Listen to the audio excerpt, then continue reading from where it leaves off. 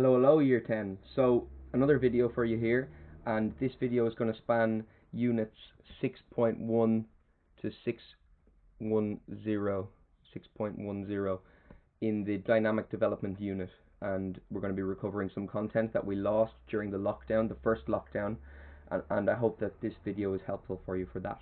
So, we're going to look at quite a few things here. I'm going to start up in the corner, and I'm going to define what development is. And development is a number of things.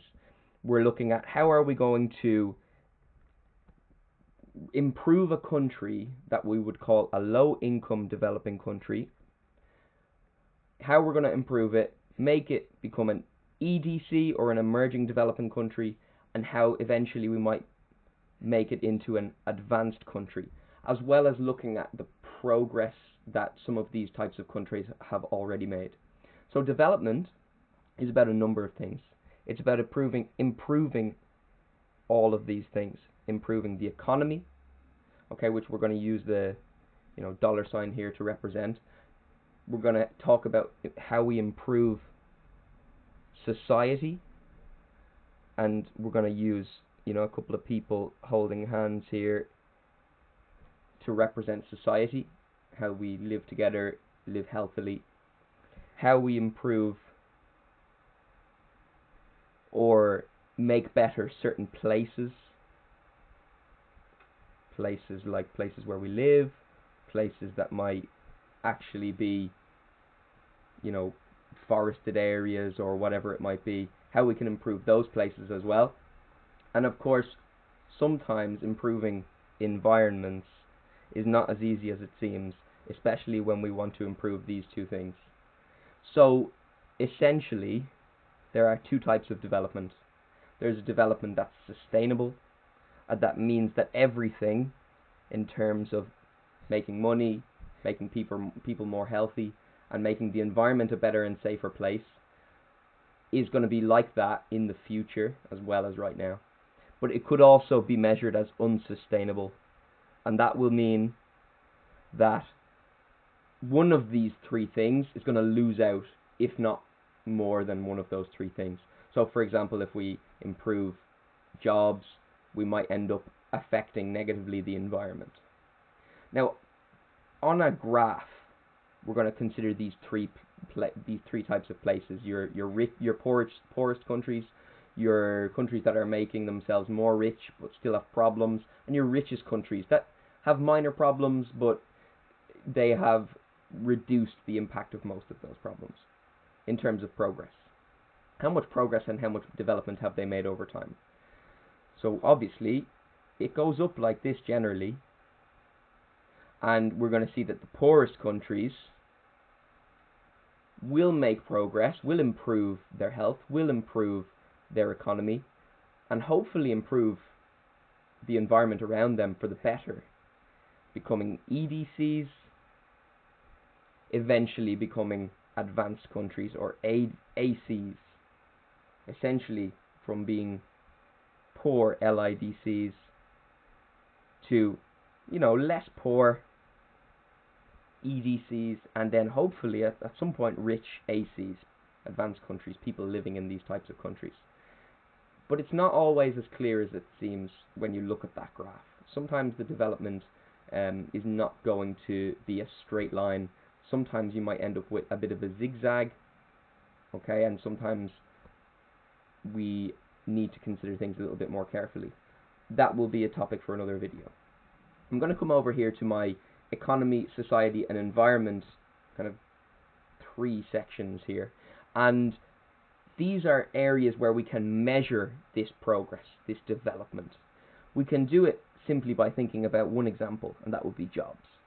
Jobs, if we improve them, for example, make people who were farmers become people who are big businessmen or women in society, they're going to make a lot more money in different areas around the world.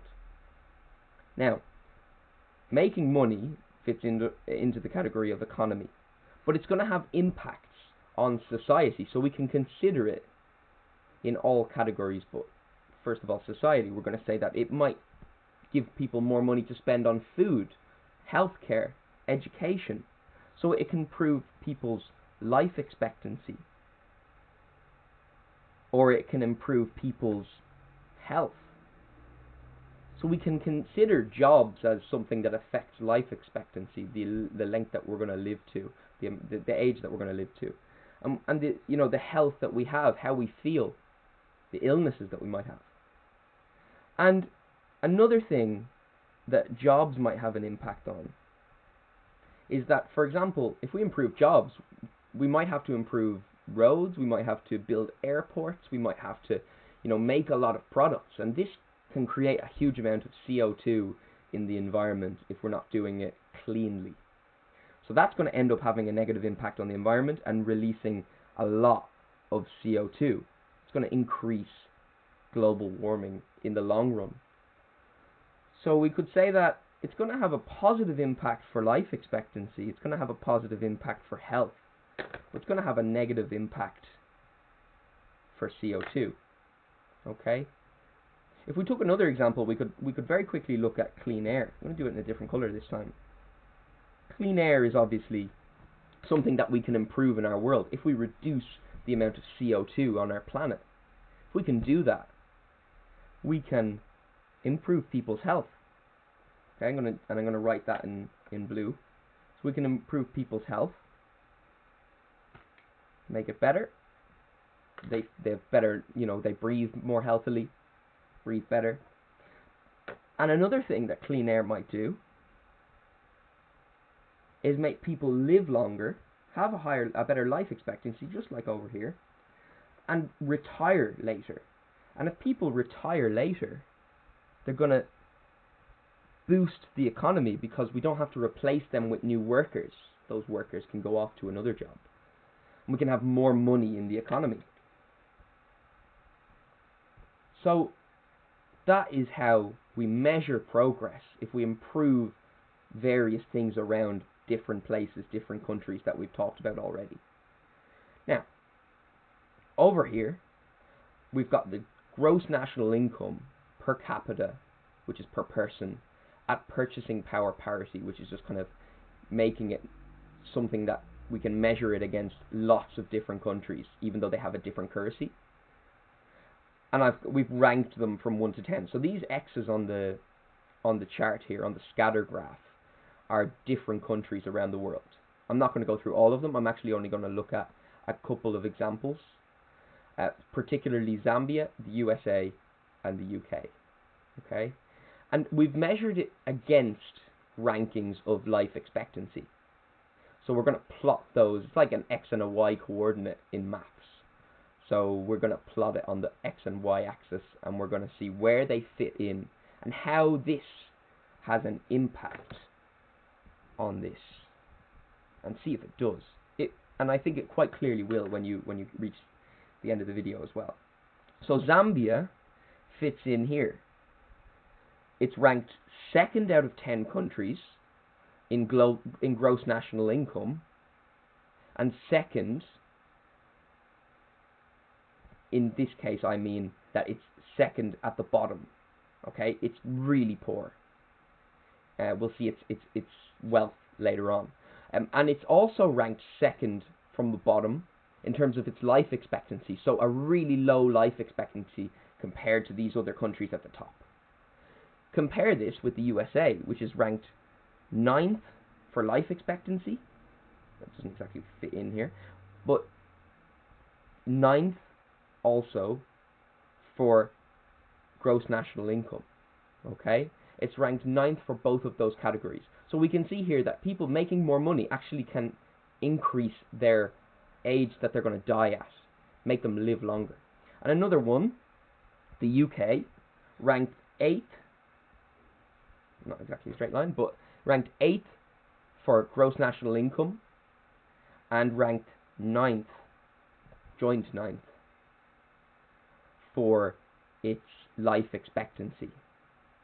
So it's really high up there, and it has a really good income, and that means that people are gonna live longer. You can see the clear links between the two categories that we've got here, and we call those variables. I'm going to focus in on Zambia now, and Zambia is over here in Africa, the continent of Africa. And Zambia has a lot of problems from its past and its present that are keeping it from developing. A number of those problems, for example, might be that it was a British colony.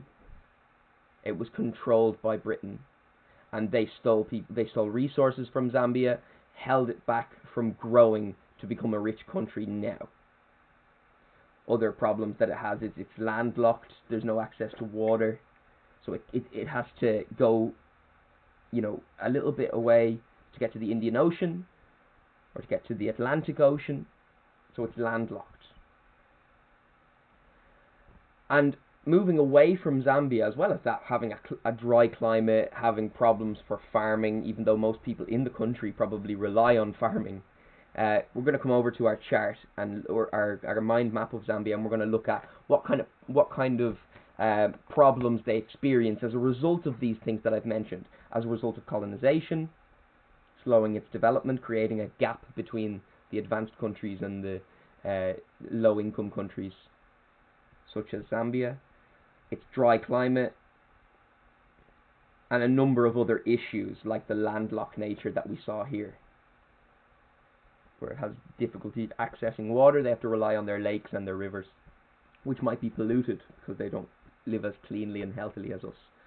Okay, so the first thing I want to focus in over here is literacy, and we're going to just draw a quick book here to consider that, and as well as that, a cap for education, university, getting to a high level of education.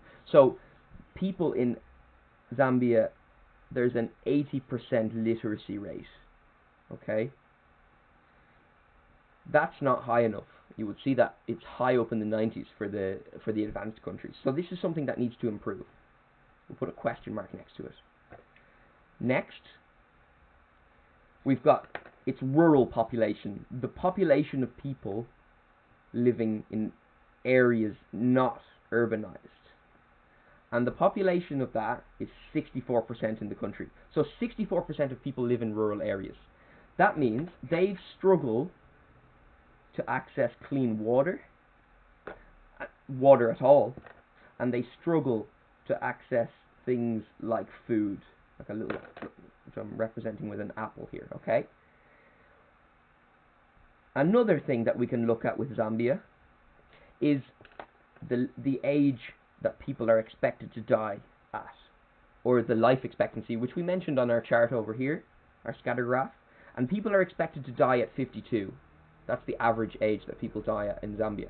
That's way too low when you consider that the age of people living in the UK is much higher. They live to a much higher age, about 20 or 30 years more.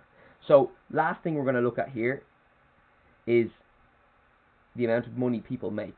And on average, if we convert it to pounds, people make £2,200 per person a year. That is very, very low when you consider that the UK's average salary is above £25,000.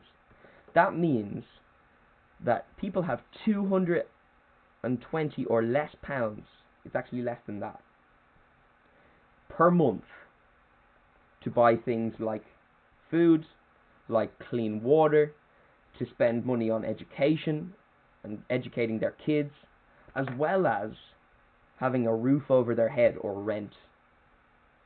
So that's the end of the video, guys, and we're going to be focusing on a lot of these things in much more detail when we come into the lesson on Tuesday. I hope you find this video useful and make yourself some notes.